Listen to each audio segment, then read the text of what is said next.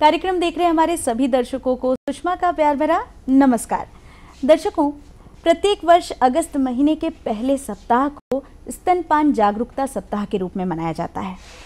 स्तनपान क्यों ज़रूरी है, इसके क्या क्या लाभ हैं, इसके फायदे माँ और बच्चे दोनों पर किस तरह से दिखाई देते हैं, कुछ इसी तरह के प्रश्न आज हम अपने कार्यक्रम जो कि है फैमिली काउंसलिंग कार्यक्रम में पूछेंगे अपने एक्सपर्ट के माध्यम से।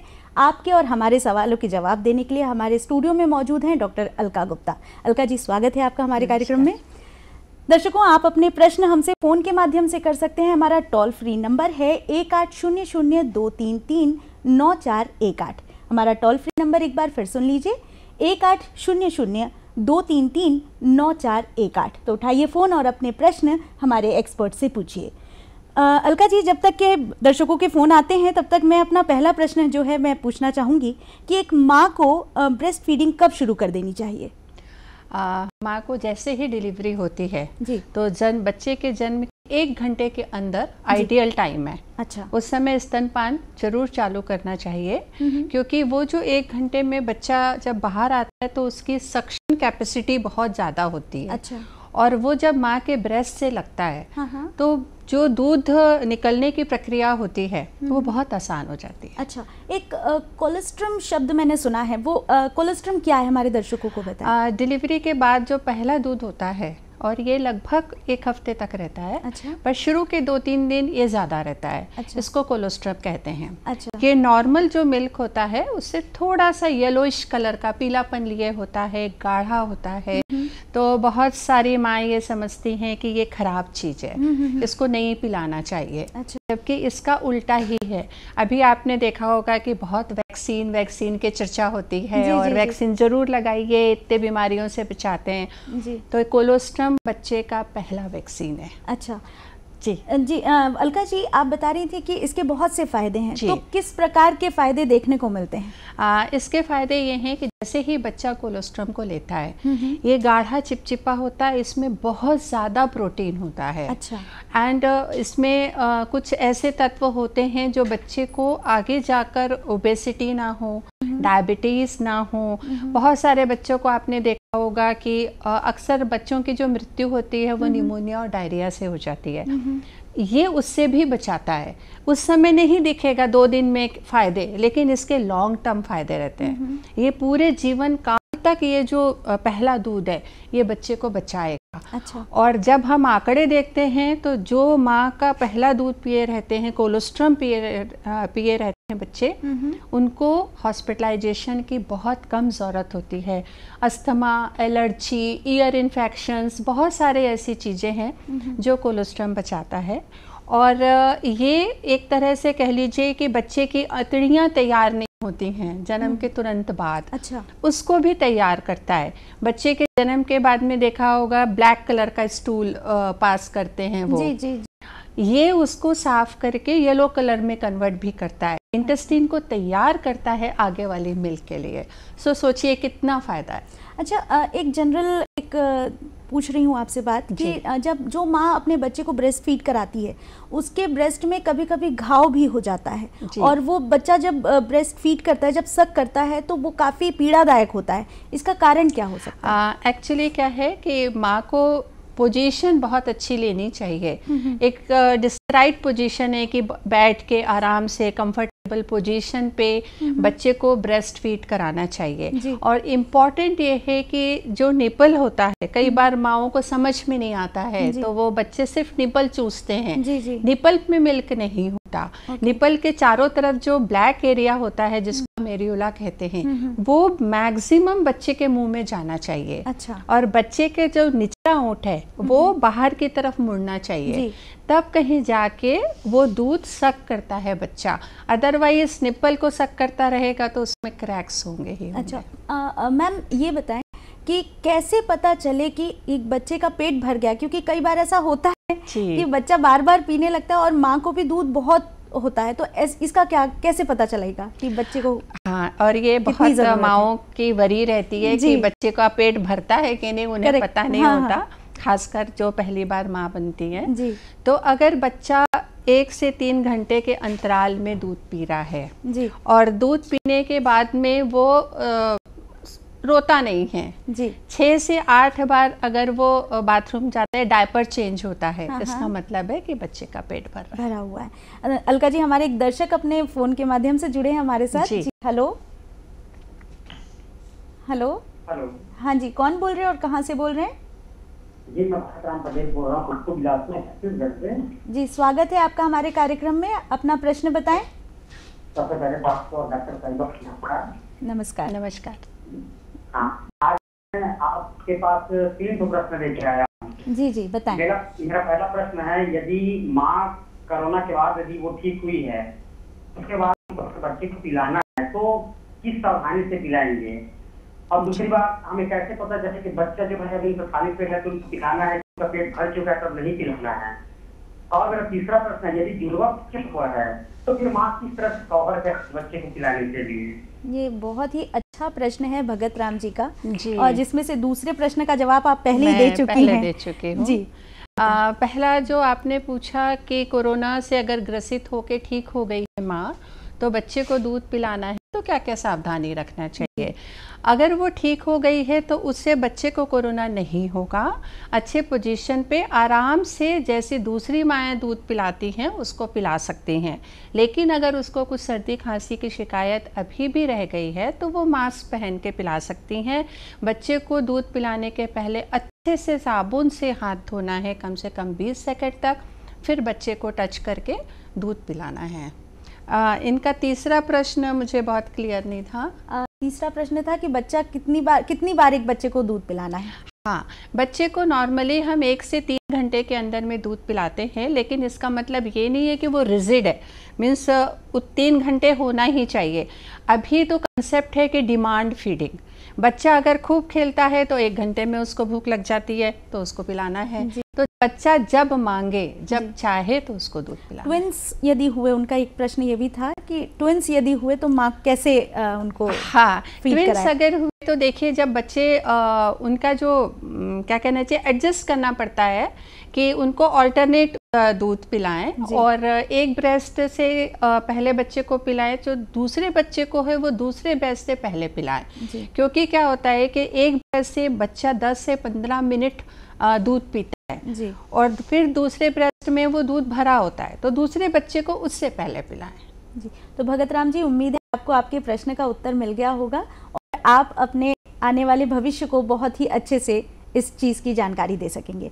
अलका जी, एक प्रश्न मेरे दिमाग में आया है कि हम अक्सर बात करते हैं कि ब्रेस्ट फीडिंग से बच्चे को क्या क्या लाभ है। मैं आपसे पूछना चाहूँगी कि एक माँ को क्या क्या लाभ है? बिल्कुल, आपने सुना ही होगा कि बहुत सारी माएँ डिलीवरी के 2 घंटे के अंदर मर जाती है। अच्छा। उसका कारण होता है रक्तस्राव, और ये ग्लोबल कॉज है, पूरी दुनिया में सबसे ज़्यादा माएँ इसी से मरती हैं। अच्छा। तो अगर माँ बच्चे को डिलीवरी के तुरंत बाद दूध पिलाना चालू कर दे तो एक तो जो एक हार्मोन होता है, जो एक केमिकल होता है, जैसे ही बच्चा माँ का ब्रेस्ट को पकड़ के सक करता है तो वो माँ के ब्रेन से वो ऑक्सीटोसिन नामक हार्मोन है वो रिलीज होता है और वो यूट्रस को कॉन्ट्रैक्ट करता है, उसको संकुचित करता है, तो ब्लीडिंग रुक गई। दूसरी चीज़ है कि एक बच्चा को सिक्योरिटी फील होती है, अभी वो पेट से निकल के बाहर आया है और जब माँ उसको अपनी छाती से लगाती है तो वो जो एक इमोशनल बॉन्डिंग है जी। वो भी होती है। तीसरी चीज़ जो हम माँ के लिए बोलते हैं कि बहुत सारी माँओं को ये रहता है कि प्रेगनेंसी में 9 से 11 किलो वज़न बढ़ गया तो बच्चे को दूध पिलाएंगे तो वज़न और बढ़ जाएगा, डिलीवरी के बाद वज़न हमारा कैसा रहेगा। मोटापे के लिए आजकल सारे लोग बहुत कॉन्शियस हैं जी। अगर बच्चे को आप अच्छे से दूध पिला रहे हैं तो आपका वेट लॉस होगा। अच्छा। आप ओबेसिटी नहीं होगी। कैंसर से बचाव होता है। अच्छा। अभी आपने सुना भी होगा breast cancer, ovarian cancer, uterine cancer, अगर बच्चे को फीड करते हैं तो इससे भी बचाव होता है। तो बहुत सारी ऐसी चीज़ें हैं जिससे माँ को भी फ़ायदा है। एक और चीज़ आपसे पूछूंगी कि इस समय जो है भारत का जो युवा वर्ग है उसका बहुत बड़ा हिस्सा जो है व्यसन की तरफ भी अग्रसर है जी। तो यदि एक माँ यदि किसी प्रकार का व्यसन करती हो, धूम्रपान करती हो या अल्कोहल लेती हो, तो क्या उसके बच्चे पर भी उसका असर पड़ेगा? डेफिनेटली संस्कार तो माँ ही देती है, और गर्भ संस्कार का भी नाम आपने सुना होगा जी। तो अगर किसी व्यसन से ग्रसित है माँ तो उसको बिल्कुल छोड़ देना चाहिए। जो माँ धूम्रपान करती है, स्मोकिंग करती है, उसका बच्चा हमेशा वजन कम रहेगा उसका। अच्छा। क्योंकि उसको उतना ब्लड नहीं मिल पाएगा, उतना न्यूट्रिशन नहीं मिल पाएगा। बच्चे को न्यूट्रिशन माँ के खून से ही जाता है, तो अगर वो खून ही प्रॉपर नहीं है तो बच्चे का न्यूट्रिशन कैसे होगा? तो हमेशा वजन कम रहेगा बच्चे का। और अल्कोहल तो आपको पता ही है कि शराब के बहुत सारे नुकसान हैं, तो वो बच्चे को भी अफेक्ट करेगा। आपने थोड़ी देर पहले एक इमोशनल अटैचमेंट की बात की थी, तो वो एक मैंने कंगारू थेरेपी के बारे में भी सुना हुआ है, तो कंगारू थेरेपी क्या है? कंगारू थेरेपी माँ अपने छाती से बच्चे को लगा के रखती है और उसको पकड़ के रखती है। अच्छा। तो वो जो स्किन टू स्किन कांटेक्ट होता है वो बच्चे के लिए बहुत इम्पोर्टेंट है। उसको गर्म रखता है। अच्छा। एक और उसको वो सिक्योरिटी की फीलिंग आती है और बच्चा माँ के पास बड़ा कंफर्टेबल रहता है। तो ये कंगारू मदर केयर है। और खासकर ये प्री टर्म बच्चे जो समय से पहले जो बच्चे हो जाते हैं उनके लिए बहुत इम्पोर्टेंट है, क्योंकि उनको बाहर अक्सर बच्चों को ना सबसे ज़्यादा खतरा होता है ठंड का। ठंड से बहुत नवजात बच्चे मर जाते हैं, तो ये कंगारू मदर केयर उनको बचा के रखेगा। अच्छा। तो इसलिए इट्स वेरी इंपॉर्टेंट, चाहे वो प्री टर्म हो चाहे वो फुल टर्म हो, जो भी बच्चा है मैक्सिमम कंगारू मदर केयर बच्चे को देना चाहिए। ये ज़रूरी नहीं माँ ही दे, इसको कोई भी बुजुर्ग है जो उनके साथ में है वो भी दे सकता है। कहते हैं कि जब यदि प्रेगनेंसी के दौरान आपका खान पान अच्छा हो तो मदर को भी बहुत सारी चीज़ों से राहत मिलती है और ब्रेस्ट फीड कराने में भी बच्चे के लिए भी लाभकारी होता है। लेकिन किसी कारण से किन्हीं महिलाओं को बहुत सी प्रॉब्लम होती है और पूरे 9 महीने वो उल्टियाँ करती रह जाती हैं, जिसकी वजह से वो खाना उनको लगता नहीं है। ऐसे में दूध का होना ना होना ये भी थोड़ा सा प्रश्नवाचक चिन्ह आ जाता है इस पर। इसके लिए आप क्या कहेंगी? अगर माँ को पूरे 9 महीने उल्टी हो रही है और उसका वज़न नहीं बढ़ रहा है, लेकिन दूध तो ऐसा है कि वो कम नहीं होगा। अच्छा। हाँ, लेकिन जैसे ही बच्चा डिलीवर हुआ उसको ज़रूर अपने खान पान पे ध्यान देना पड़ेगा, क्योंकि कई बार ऐसा होता है कि बच्चा पेट में है तो उल्टियाँ होती हैं और जैसे ही बच्चा बाहर आया तो उल्टियाँ बंद हो जाती हैं। अच्छा। किसी महिला को शुरू के 3 महीने वॉमिटिंग होती है, उसके बाद नहीं होती है। अच्छा खान पान रखेंगे, अच्छा प्रोटीन लेंगे और खुद भी दूध लेंगे तो आपका दूध का प्रोडक्शन बहुत अच्छा होगा, क्योंकि दूध पिलाने में भी एनर्जी की ज़रूरत होती है। अच्छा। तो अगर उस समय आपने डाइटिंग करी कि हमें ये नहीं खाना वो नहीं खाना, नहीं, उस समय आपको एक्स्ट्रा फीड लेना है। इवन जो प्रेगनेंसी में एक एक्स्ट्रा फीड ले रहे थे, यहाँ पे आपको 2 एक्स्ट्रा फीड लेना है माँ को, तभी वो बच्चे को बहुत अच्छे से दूध पिला पाएगी। अच्छा, जिन माताओं को दूध नहीं हो पाता, किसी कारणवश भी नहीं हो पाता, ऐसे में घर के जो बड़े बुजुर्ग हैं वो गाय का पतला दूध बच्चे को देना उचित समझते हैं, तो क्या ये सही है?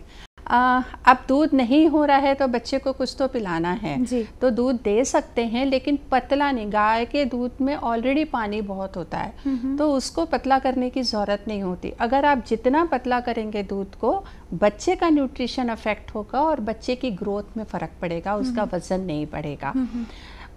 और अक्सर ऐसा मैंने देखा है कि 90% माँ को दूध आता ही आता है, सिर्फ 5-10% ऐसे हैं जिसमें किसी भी कारण से हो सकता है कि ना आए। उसके लिए मेडिसिन है जी, मेडिसिन है, वो मेडिसिन को ले सकती हैं। उनके जो डॉक्टर रहेंगे वो उनको मेडिसिन देंगी और उसके बाद आ जाएगा। इसीलिए कि जो दूध नहीं आता है, अगर उन्होंने वो जो शुरू के 1 घंटे 2 घंटे अगर दूध नहीं पिलाया तो वो जो चीज़ है फ्लो आने की वो थोड़ी सी कम होती है जी। इसीलिए हम लोग सलाह देते हैं कि पहले 1 घंटे में आप ज़रूर माँ अपने बच्चे को दूध पिलाए तो फ्लो बराबर रहेगा। बच्चे के लिए राइट एज क्या है कि मतलब उसको कब तक दूध पिलाना चाहिए? क्योंकि अक्सर ये भी होता है कि मेरा बच्चा तो 4 साल तक पिया, मेरा बच्चा तो 5 साल तक पिया, तो राइट एज क्या होनी चाहिए? बच्चे को एक्सक्लूसिवली ब्रेस्ट फीड, इसका मतलब है सिर्फ और सिर्फ ब्रेस्ट फीडिंग करना चाहिए शुरू के 6 महीने तक। उस समय ना घुट्टी, ना शहद, ना पानी, किसी की ज़रूरत नहीं होती। ब्रेस्ट मिल्क में इनफ पानी होता है, इनफ न्यूट्रिएंट्स होते हैं जो 6 महीने के बच्चे के ग्रोथ के लिए ठीक है जी। उसमें हमको अलग से कि इसको हमको पानी पिलाना है, गर्मी बहुत है, बिल्कुल नहीं, कोई ज़रूरत नहीं है। बल्कि आप पानी पिलाएंगे तो हो सकता है कि उसका प्रॉपरली हमने स्टरलाइजेशन मेंटेन नहीं किया तो डायरिया हो सकता है। तो सिर्फ एंड सिर्फ बच्चे का माँ का दूध बच्चे को चाहिए। 6 महीने के बाद में कॉम्प्लीमेंट्री फीडिंग स्टार्ट करना चाहिए। अच्छा। क्योंकि 6 महीने के बाद में उसकी ग्रोथ बहुत स्पर्ट आता है बच्चे की ग्रोथ पे, और उस समय उसको बाहर के खाने का भी ज़रूरत होती है। अच्छा। और एक माँ 2 साल तक बच्चे को दूध पिला सकती है, उसमें कोई दिक्कत नहीं है। लेकिन सिर्फ दूध पिलाने से उसका न्यूट्रिशनल रिक्वायरमेंट पूरा नहीं होता, तो ऊपर से उनको आहार देना बहुत ज़रूरी है। आज की डेट में पति पत्नी जो हैं वो गाड़ी के 2 पहियों के समान हैं जो मिलकर घर की गृहस्थी चला रहे हैं। ऐसे में एक बच्चे के आने से उस माँ का करियर जो है वो कहीं ना कहीं ब्रेक लेता है, लेकिन फिर उसको ज्वाइन करना होता है।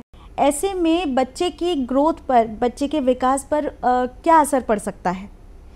आजकल का तो ये क्या कहना चाहिए, प्रश्न ऐसा है, यक्ष प्रश्न जिसको बोलते हैं कि बहुत सारी माएँ काम करती हैं, लेकिन एक तो उनको मैटरनिटी लीव मिलती है जी, जो आजकल बहुत जगह 6 महीने की हो गई है।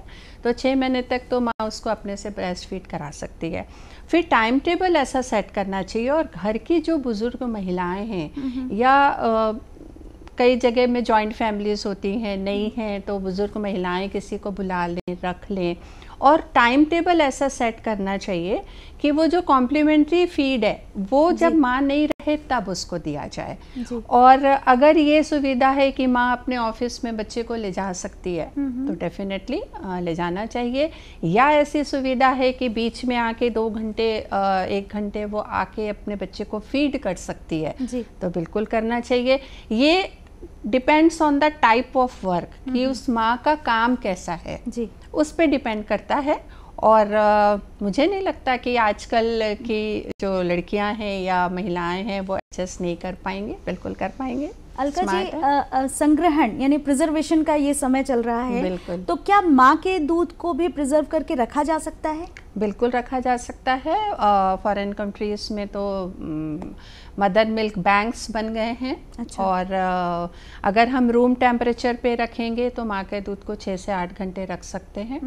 अगर हम आइस पैक्स पे रखेंगे तो 24 घंटे रख सकते हैं। अगर हम फ्रीज़र में रखेंगे तो हम उसको 3 दिन भी रख सकते हैं। अच्छा। और अगर डीप फ्रीज़र पे रखेंगे तो साल भर तक भी रख सकते हैं। तो प्रिजर्वेशन होता है बट टेम्परेचर मेंटेन होना चाहिए, दैट्स द मोस्ट इम्पॉर्टेंट। तो उसकी गुणवत्ता पर कोई असर? नहीं, बिल्कुल नहीं। बच्चे के लिए वो चीज़ क्या उतनी ही लाभदायक रह जाती है जितना? बिल्कुल बिल्कुल, ब्रेस्ट मिल्क का तो कोई मुकाबला ही नहीं। जी, माँ के दूध में कौन कौन से गुणकारी तत्व होते हैं? जी, माँ के दूध में एक बच्चे की ग्रोथ के लिए सारी चीज़ें होती हैं, जिसको हम बात करते हैं कि कार्बोहाइड्रेट्स भी होना चाहिए, मसल बिल्डिंग के लिए प्रोटीन्स भी होना चाहिए, वज़न बढ़ाने के लिए फैट भी होना चाहिए, वाइटामिन्स भी होना चाहिए, मिनरल्स भी होना चाहिए, और ऐसे एंटीबॉडीज़, इम्यूनोग्लोबिन्स होना चाहिए जो बच्चे को बीमारियों से लड़ने की शक्ति दे। ये सारी चीज़ें माँ के दूध में। अलका जी, हमारे एक दर्शक हमसे फ़ोन के माध्यम से जुड़े हैं, उनका प्रश्न लेते हैं। जी, हेलो हेलो हेलो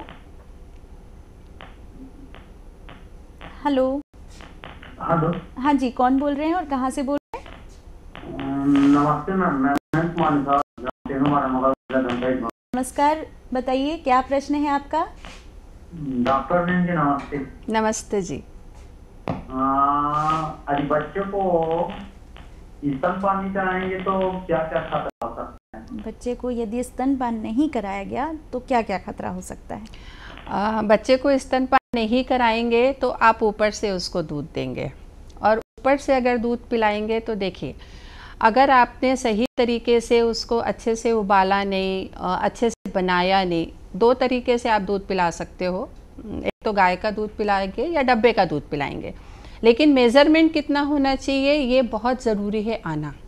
तो उससे बच्चे को असर पड़ेगा, कभी आप गाढ़ा पिला देंगे, कभी पतला पिला देंगे, ठीक है, और बच्चे के ग्रोथ पे फर्क पड़ेगा। दूसरा, जैसे मैंने बताया कि बच्चे को डायरिया से बचाना है, हमको निमोनिया से बचाना है, हमको एलर्जीज से बचाना है, हमको लेटर ऑन बाद के जीवन में डायबिटीज़ से भी बचाना है, मोटापे से बचाना है, तो माँ को चाहिए कि वो बच्चे को दूध पिलाएं। अगर बच्चे को ये दूध नहीं मिलता, इतनी सारी चीज़ें उसकी लाइफ में हो सकती हैं। और शुरू का जो 5 साल है, पहला साल और 5 साल, ये बच्चे के लिए बहुत इम्पॉर्टेंट हैं, क्योंकि इसमें बहुत सारे बच्चों की डेथ्स हो जाती हैं। तो ये जो पहला साल है उसमें निमोनिया और डायरिया मैक्सिमम है डेथ का कारण। तो अगर बच्चे को दूध पिला रहे हैं जिसमें कहीं किसी ज़रूरत नहीं है, कोई चीज़ की ज़रूरत नहीं है, ये अवेलेबल है, इसमें कोई स्टरलाइजेशन की ज़रूरत नहीं, आपको कोई पैसे भी नहीं लग रहे, तो ये तो फ़ायदे का ही सौदा हुआ ना। तो उमेश कुमार जी, उम्मीद है आपको आपके प्रश्न का उत्तर मिल गया होगा और आप भी अपने बच्चों को सही उचित गुणवत्ता वाले दूध को ज़रूर अवेलेबल कराएंगे। अलका जी, एक अभी आपने कहा डब्बे वाले दूध की बात की। मार्केट में ऐसे बहुत सारे प्रोडक्ट उपलब्ध हैं जो कि ऐसी स्थिति में जब माँ को दूध ना हो रहा हो तो बच्चे के लिए अवेलेबल रहते हैं। क्या ये दूध बच्चे के लिए, या मतलब रेडीमेड दूध कहा जाए इसे, क्या बच्चे के लिए सही है? देखिए, जब कुछ नहीं है तो कुछ सही है।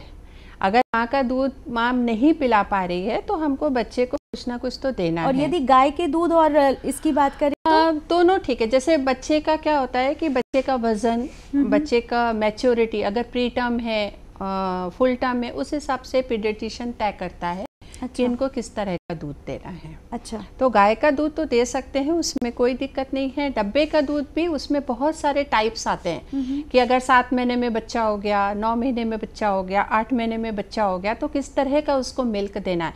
लेकिन उसको मिल्क बनाने का प्रोसेस भी अलग है। तो वो बेहतर है कि अगर माँ हॉस्पिटल में है तो जो सिस्टर्स हैं उन लोग सिखाते हैं उनके रिलेटिव्स को कि कैसे दूध बनाना है। माँ के दूध का तो कोई विकल्प नहीं है, ये तय बात है। अलका जी, जब बच्चा बड़ा हो जाता है, यानी कि अपने टीनेज से भी ऊपर चला जाता है, तब भी क्या माँ के दूध का असर होता है बच्चे पर? मैंने कहा ना कि जिंदगी भर ये फर्स्ट वैक्सीन है। अच्छा। और वैक्सीन अगर फर्स्ट है तो लाइफ लॉन्ग वो हेल्प करेगा। किन किन तरह की बीमारियों से उस समय बचाता है? डायबिटीज, जो लेटर ऑन होता है, ओबेसिटीज, आजकल देख रहे होंगे बहुत सारे ओबीस बच्चे होते हैं, और यूजुअली जो मॉडर्न कल्चर है वो ये समझता है कि 6 महीने दूध पिला दिया बस, अब क्या है जी। और बच्चे को दूध नहीं पिलाते, काम में भी जाना होता, बहुत सारी मजबूरियां होती हैं, फैक्टर्स होते हैं। तो ये बच्चे फिर आगे चल के काफ़ी मतलब इनको एलर्जीज से बचाता है, बच्चों को डायबिटीज़, ओबेसिटीज़ और रेस्पिरेटरी इन्फेक्शंस जिनको बार बार होते हैं जी, उनसे बचाता। ये लाइफ लॉन्ग उसको हेल्प करेगा। अलका जी, कार्यक्रम की शुरुआत में आपने पोजीशन की बात की थी, राइट पोजीशन की बात की थी। ये पोजीशन कैसा होना चाहिए? एक्चुअली डिफरेंट पोजीशंस, बहुत सारी टाइप्स की पोजीशंस हैं, लेकिन मेरा एक जो पर्सनल ओपिनियन है कि माँ को कंफर्टेबल होना चाहिए। एक दूसरा, वो बैठ के दूध पिलाए, क्योंकि कई बार क्या होता है माँ बहुत थकी हुई होती है और वो लेट के दूध पिलाती है और उसकी आंख लग जाती है जी। तो क्या होता है कि बच्चे के गले में बच्चे की नाक दब जाती है, दूध फंस जाता है, और कई बार सोते सोते बच्चा अचानक से उसकी डेथ हो जाती है। अच्छा। समझ में नहीं आता क्यों हुआ। तो उसको अवॉइड करने के लिए अगर आपको लेट के भी दूध पिलाना है तो आपको उस समय जगना पड़ेगा। एक, बैठ के दूध पिलाने के लिए हाथ पे रखना है और बच्चे का कंफर्टेबल पोजीशन सिर रखना है यहाँ पे, एंड जो ये राइट हैंड है उसे माँ को अपना निपल्स और के ऊपर नीचे ऐसे हाथ रख के, क्योंकि जब बच्चा दूध पीता है तो बच्चे की नाक माँ के ब्रेस्ट से टकराती है। अच्छा। तो उसकी नाक बंद ना हो तो इसलिए उसको फिंगर से प्रेस करके रखना पड़ता है। अच्छा। ये है। और बैठ के वो चाहे इस हाथ में पिलाए, इस हाथ में पिलाए, कंफर्टेबल पोजीशन होना चाहिए, पहली चीज़ है। दूसरा, माँ को अवेयर होना चाहिए कि बच्चे को कब भूख लगी है, एंड तीसरा, पेशेंस की बहुत ज़रूरत है, क्योंकि बच्चा 15 से 20 मिनट दूध पीता है तो उतने देर माँ बैठ सके आराम से, उतने पेशेंस की माँ को ज़रूरत है। अलका जी, आप हमारे स्टूडियो में आई, आपने हमारे दर्शकों को इतनी अच्छी अच्छी जानकारियाँ दी, उसके लिए आपका बहुत बहुत धन्यवाद। धन्यवाद। दर्शकों, स्तनपान क्यों ज़रूरी, इससे बच्चे के मानसिक और शारीरिक विकास पर क्या क्या असर पड़ता है। आज इस कार्यक्रम के दौरान हमने ये सारी बातें जानी, समझी और आगे भी इन चीज़ों को अपने जहन में रखकर हम आगे की जनरेशन को ये जानकारी दे सकेंगे। इसी जानकारी के साथ, इसी वक्तव्य के साथ कीजिए अगले कार्यक्रम की थोड़ी सी प्रतीक्षा, थोड़ा सा इंतज़ार और स्वीकार कीजिए हमारा नमस्कार।